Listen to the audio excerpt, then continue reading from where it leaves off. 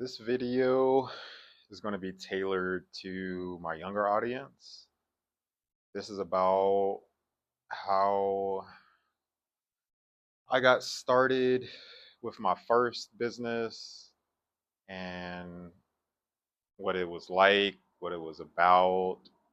I currently run my own company now, and most of my posts more recently have been about that company and the changes that I've made over time or the strides that I've made um, in that company and where I'm taking it to, and other things that have to do with the company itself, some of the digital marketing and um, digital products that I have. But this video is going to be about my first baby, my first company. So this was started back in, say, the 10th grade. I probably started getting the idea in the ninth grade, but the 10th grade is whenever it actually went anywhere. And it was shoes, sneakers of pretty much any sort, mostly Jordans, because those cost so much that people are willing to put into the money into it to keep theirs either fresh or, yeah, let's just use that word, clean, fresh. And it started with basically just cleaning people's shoes and knowing that I could clean my own shoes and I was willing to take the time to clean my own shoes, and noticing that other people had more expensive shoes on that weren't anywhere near as clean as my shoes. I just saw that as a market. I'm pretty sure I had probably seen those guys that you've all seen that are at the mall that ask you to have your shoes cleaned or whatever. But I took that idea, well, that and the fact that my brother was running his own company at the time, so entrepreneurship made just as much sense to me then as working a job did. Like basically, money can be made anyway, either way, as long as you offer some sort of value. So I would clean people's shoes. One of the unfair advantages that I had at the time is that there were hundreds of people around me in the form of students at my high school whenever I started this in the 10th grade.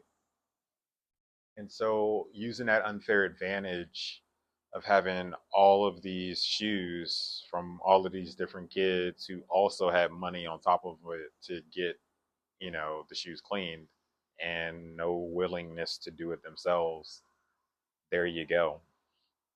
And feel free to use this as inspiration to, especially the younger people, do this at your own school or do some variation of it. Maybe it's building people's TikToks for them or something like that. I don't know, but this is what my thought and my thing was. I do also remember back in high school, all of these kids having candy and selling that, but yeah, whatever. I was more interested in shoes.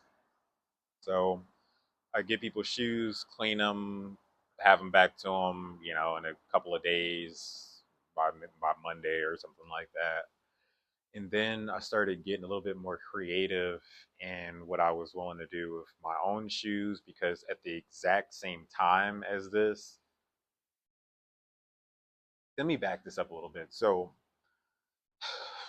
probably right at ninth grade, going in and seeing people having money who could buy and afford different shoes of higher quality, that got me into shoes. So I started buying them from eBay at lower prices and then cleaning them up, fixing them up, and wearing them to school. And that kind of started to build a little bit of a network of people who were interested in shoes, who knew that I was interested in shoes, as well as going on different forums, a lot of them on Facebook, where you could buy and sell shoes and talk to other people who were buying and selling shoes. because I just wanted to buy them until I started actually turning it into my business of actually cleaning them and repairing them. And so I started painting the shoes using different paints and started to realize that you're going to need higher quality paints. That's probably why I started going to some of the artsy stores like Joann's out here, and maybe like arts and crafts places like Hobby Lobby.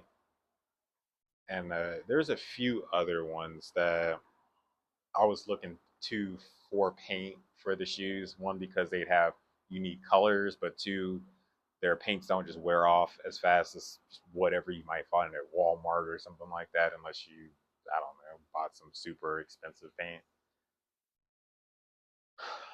I even remember trying to use like spray paint, like taping off the shoe and spray painting with certain colors on the parts, of course, that needed color, not on the suede or on the rest of the leather or the rest of the shoe, but to see if that will work a little bit better than some of the paints that I used.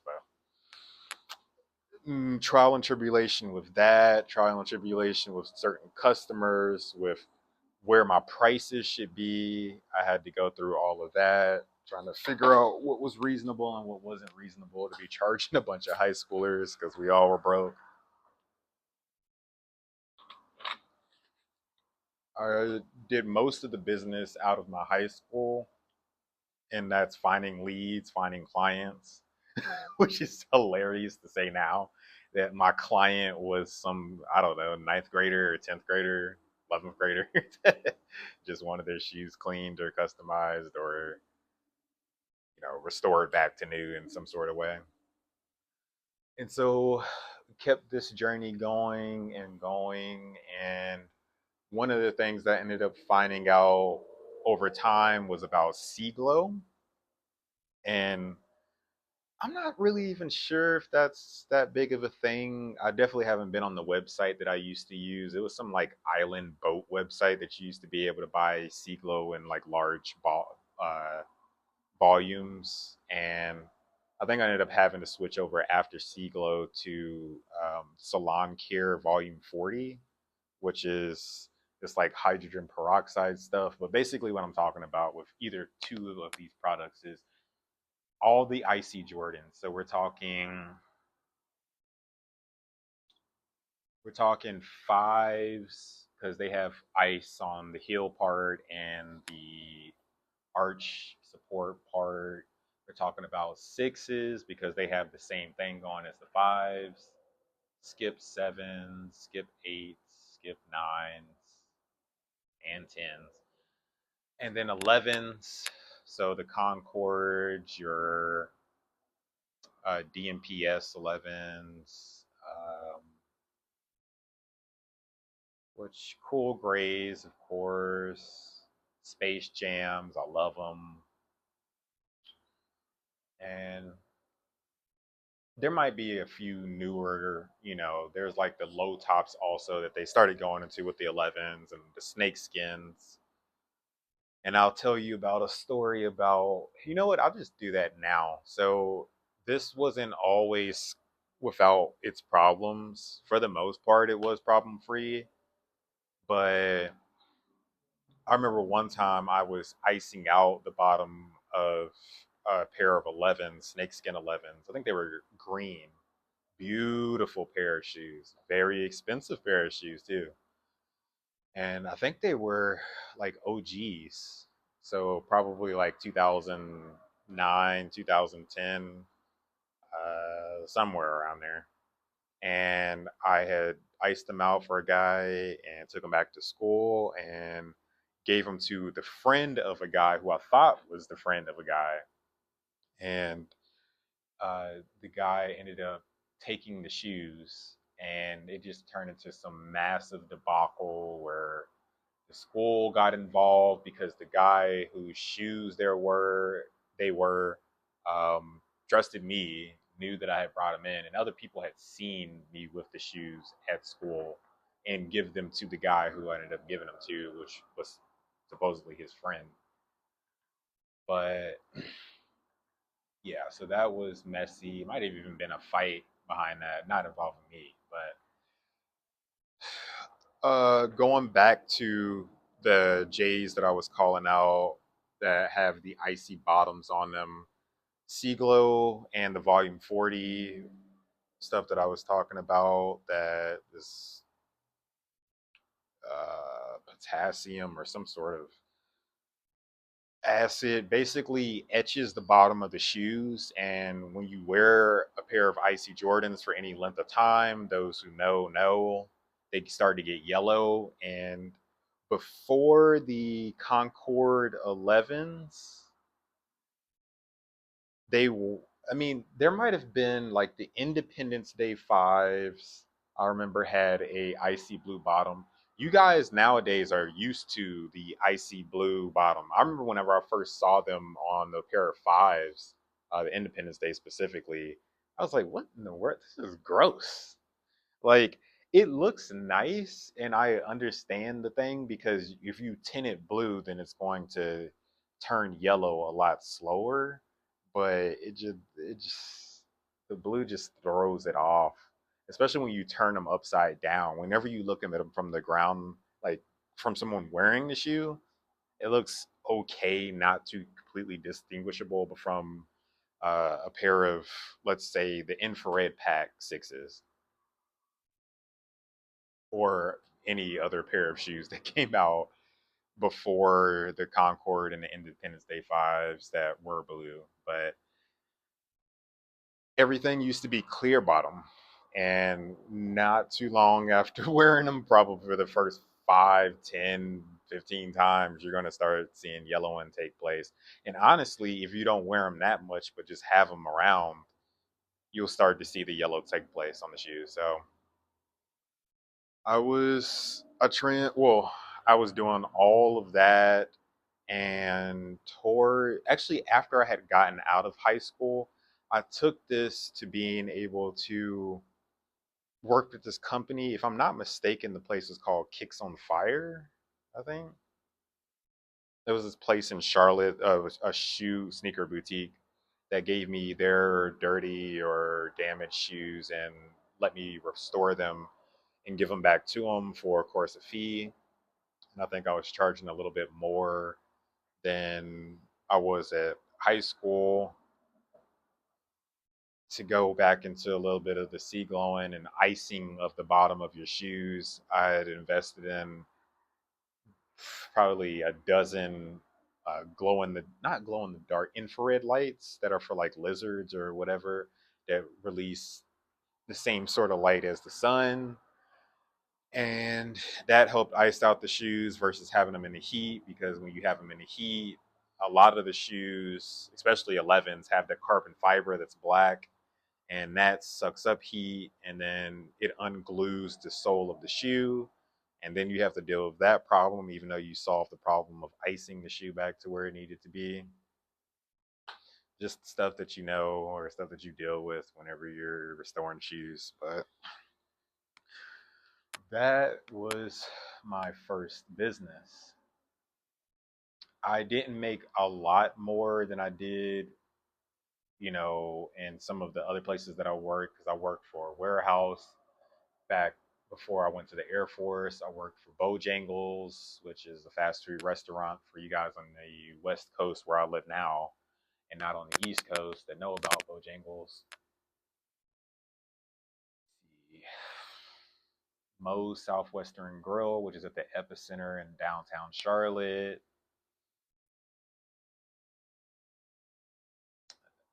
A plethora of places. I think I worked at a Barrel right before I went off to the Air Force. So maybe I got turned down for a job, but just a plethora of crappy jobs that I worked in the past. So I didn't make a lot more doing the shoe stuff than that.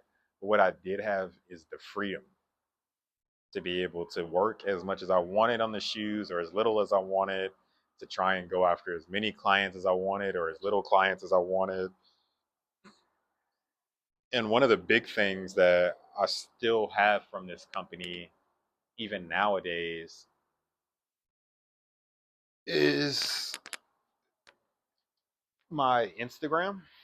So my Instagram is still, after all of these years, shoe savior, and that stems directly from the time that I was repairing shoes.